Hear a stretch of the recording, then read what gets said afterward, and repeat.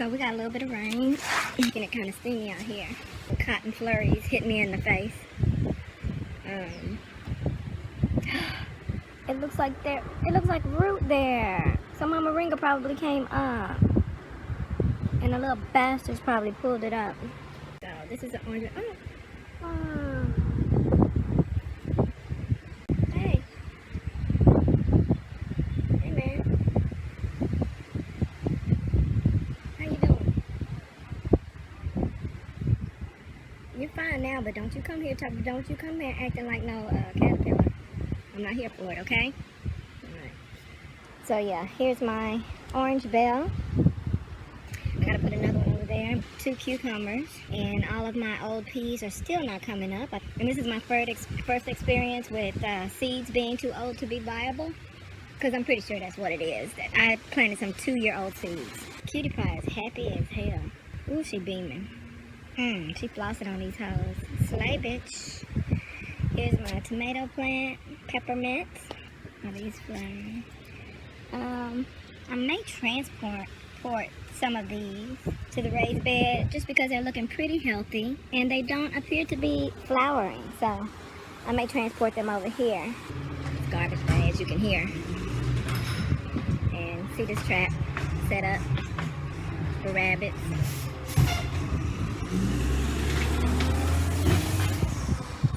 There's another one there. It's set up by the raised bed because guess what, y'all? Guess what? This bitch made another nest on the other side of the raised bed. Yeah, she did. She did.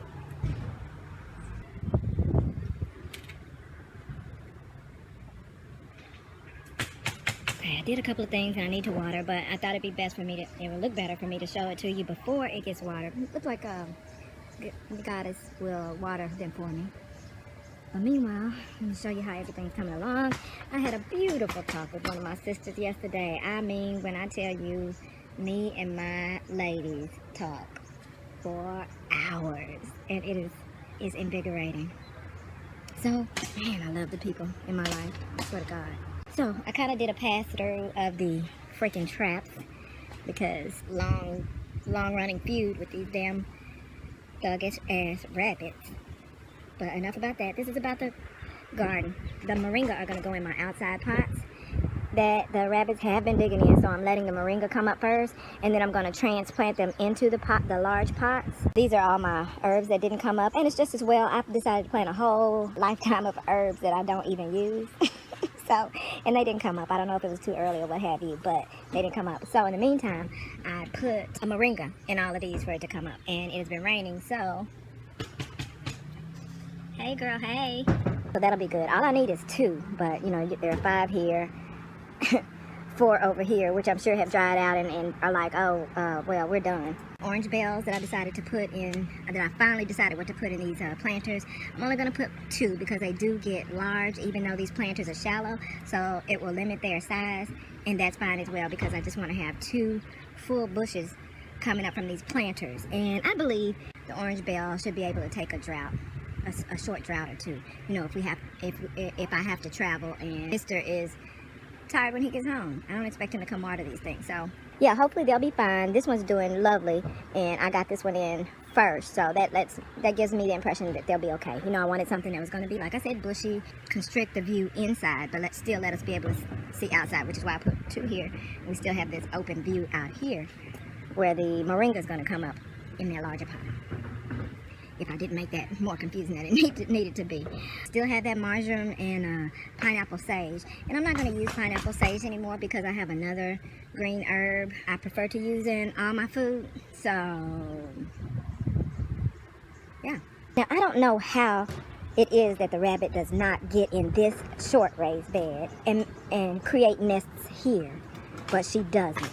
Mr. seems to think that when the ground gets hard and she's not able to dig in it, she can smell soil that's viable enough for her to dig in deep and create a home for the babies.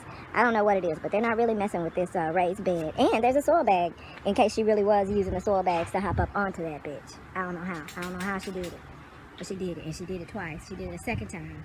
Hence traps. So this is a trap house. In this small raised bed, I have just 2 cucumbers. Yeah, girl, I learned my lesson. Yeah, girl, yeah. 2 cucumbers. And if you were with me last year or the year before, you know that this is going to be plenty. It's going to be plenty for me to harvest, a full harvest, and plant another plant after I get done with those harvests. Before powdery mildew even has a chance to think about setting in. That's right, girl. So around here, where you see these wooden stirrers, I have snow peas planted all around here. Absolutely 0 of which has come up. They refuse to come up. So, and I guess I can pretty much now own the experience of knowing that seeds, if not stored properly, do only last a couple of years, because I planted I have some new snow pea seeds, but you know me, I try to preserve all of Mother Nature's glory that I can, and I can't bring myself to throw it away. So I used old seeds in all of these, and they don't appreciate it. These were like, you know, deal with your, you know, go ahead and grieve your loss. I'm done. So I'm going to do that, and I'm going to put new snow pea seeds around the perimeter of the raised bed. These 2 random spinach are spinach that did come up, and they didn't seem to be bolting. So I decided to bring them over here, as there is no room in the large raised bed, and since the rabbit keeps making nests in there, I will be so aggravated to think that I possibly further invited her to come back into the large raised bed with some damn spinach. So yeah, I put these 2 extra spinach that were not bolting in this raised bed. These aren't growing anymore. Well, they're still green down there, but yeah. It seems like when I cut the scape end off the Egyptian walking onion, they slowed down growth completely. So there are no more onions growing on the side, so I don't know what's going on. Cutie Pie looks dry, but still happy, so I'm not gonna mess with her. Plus, you know, as you know, it looks like it's about to rain, and I think she'll be happy with that. I've said it a number of times before, but these lower branches, I'm going to prune off, but not till I store it for overwintering, because in the meantime, when rabbits try to hop up there, they will get stuck. They will stick themselves. And I'd rather like them enduring sticking themselves, because fuck them. Patio tomato. All my gardening people, we all collectively love this baby girl. We all love this girl. She is quite prolific. She is now flowering and looking so pretty. She's so beautiful. Okay, I didn't break it. As it grows up, I gotta put these leaves into the cage. Although it doesn't, like I said, the stem gets really strong and doesn't need much of a cage. Oh, I should take a picture. I'm gonna take a still of this and send it to one of my sisters. Because when I tell y'all this heifer, and I feel like I'm beginning the journey all over again with her. But she just dove right in, and I could tell she dove right in because of the mistakes she made, but it's so beautiful. It's so beautiful that she just did it. I laughed at her ass, but we were rolling. It was so funny because she's apparently like me. Like, well, I'll tell y'all that in a story time. That'll be a gardening story time. I'll tell y'all that in a different video, but I love her, and her journey is going to be awesome. I'm so happy to be a part of it. I'm going to make sure that that I stay a part of it too, because I love sharing it with her. I just cemented some soil on top of that. Why did my camera go off? Am I low on space? Gotta empty it again.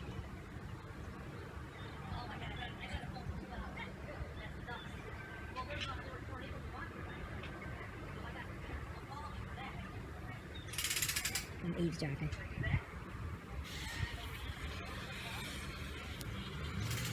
So these are my other orange bells.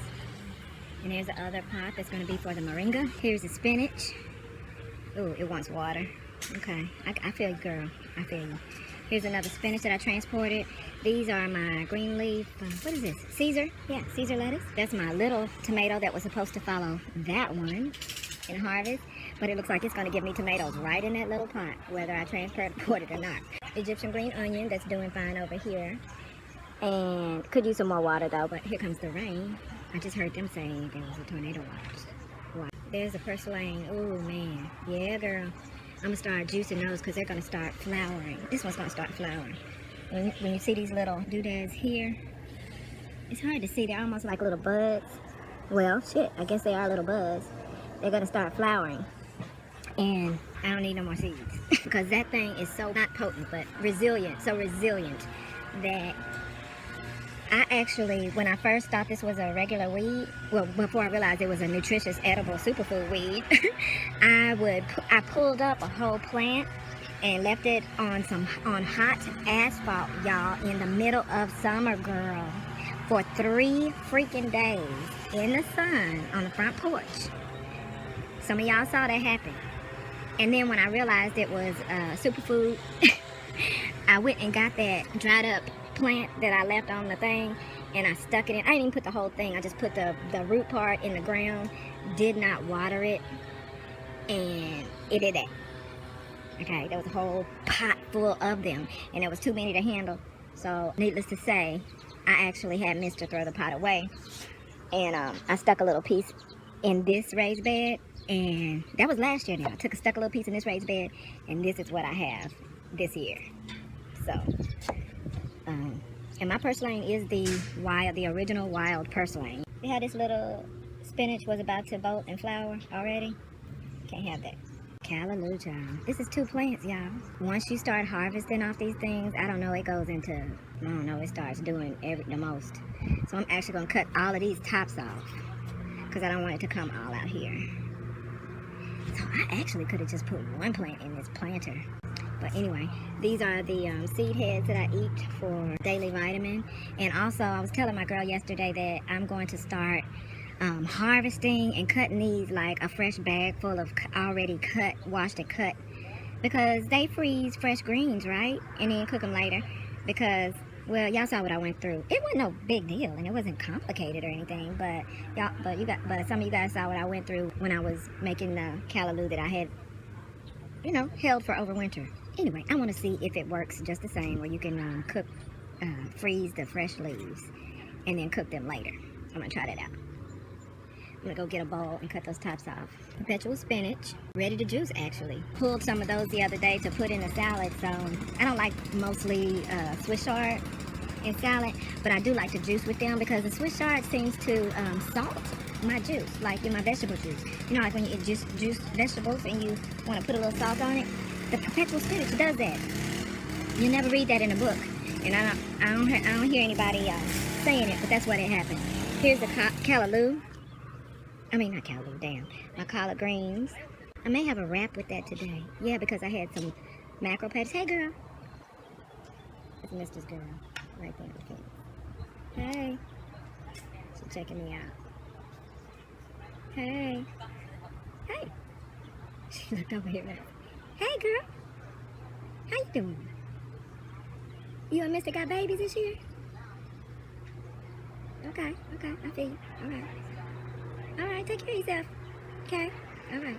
Caesar, I can actually have a salad, but it'll only be a couple of bites in there, right? Ooh, it's so mild and tender feeling. Oh yeah, that's gonna be good. Callaloo fields. I'm gonna go ahead and pick some of those as well. I need to pick the ones from around the okra. Where's the okra? See, I can't even find the okra at this point. There's one. Where's the other okra? Oh, there's the other one. There she is. Hey, girl. Let me step back here and pull. Yeah, I want to pull them up by the root. Yeah, so there's that.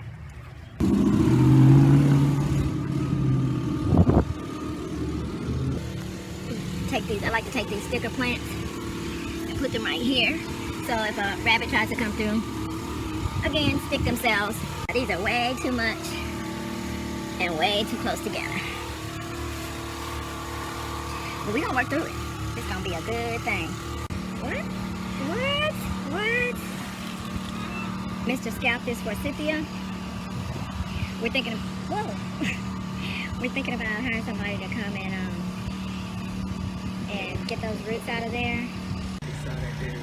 But he chopped down most of it, and then he just leveled this other one off because they had the one, but the roots are Mother Nature, y'all. The roots are growing up in other different places and creating whole new, entirely new plants. So this thing is doing the most. And no. But yeah, there's the rhubarb doing its thing that the contractors destroyed. But look, these stood up already. All of these were laying flat like this. And these stood up already. I told Mister the best thing would probably be to chop them all down and let them start all over. You can see by the holes.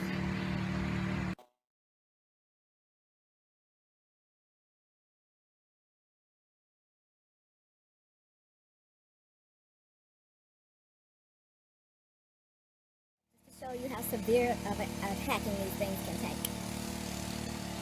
That's what I got off of them.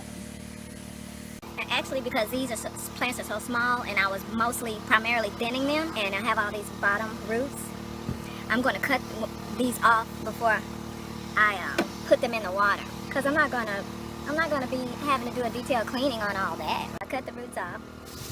I have this all leaf here. Throw these away. And these I had from the larger plants in the raised bed.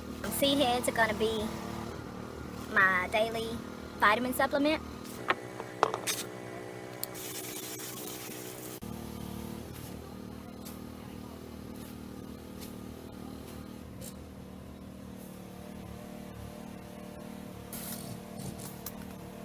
Woo!